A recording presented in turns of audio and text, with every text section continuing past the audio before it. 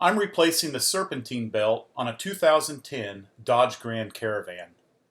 This can be done with one person, but I do recommend having a second person to help. The belt was purchased at a local auto parts store. I was also able to rent a serpentine belt toolkit from the store where I made the purchase. Begin by pulling the van up on ramps and apply the emergency brake. Open the hood and locate the serpentine belt. It should be on the left side as you're facing the engine. I recommend at this point to draw a diagram of the pulleys and the belt positions. Here's a diagram I created on my computer to help out. Next, locate the tensioner pulley. It's the one that has a square hole. This will need to be accessed in order to relieve the tension on the belt. To access the pulleys, you will need to remove a panel underneath. This panel is located near the front passenger side wheel well. This panel is held in place with 2 plugs and 2 screws. Here are their locations. One plug is on the bottom towards the front. One screw is at the top towards the back. And just to the right of this screw is the second plug. And to my surprise, I found that the second screw was missing. I'll need a replacement for this later, but just know that there should be one at this location as well. Remove the plugs with a plug removal tool, or you can use the claw on a hammer. Be prepared to buy new plugs if these are damaged. Use a 10mm socket to remove the screws. This releases the panel and exposes the pulleys. Here's a good look at the tensioner pulley. The square hole is actually a drive socket that will receive the drive square on the tensioner tool.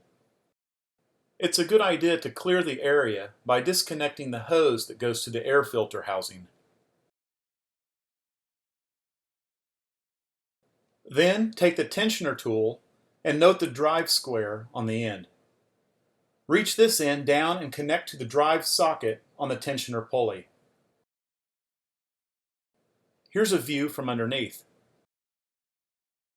Once connected, simply torque the tool to release the spring-loaded tension.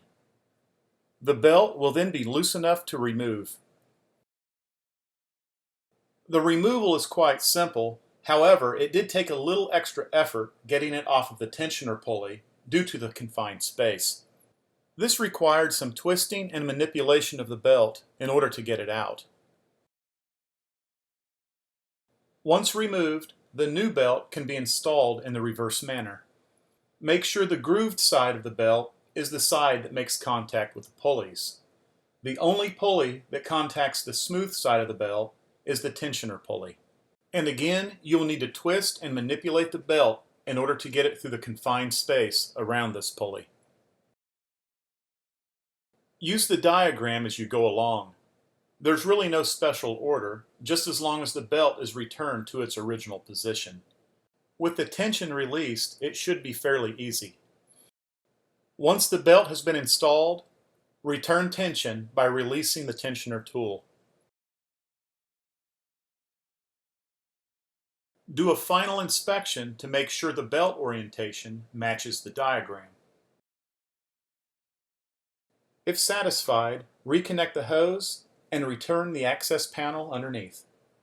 Secure into place with the screws and the plugs in the reverse order that they were removed. Finally, be sure you replace any missing plugs or screws. The van is now ready to drive.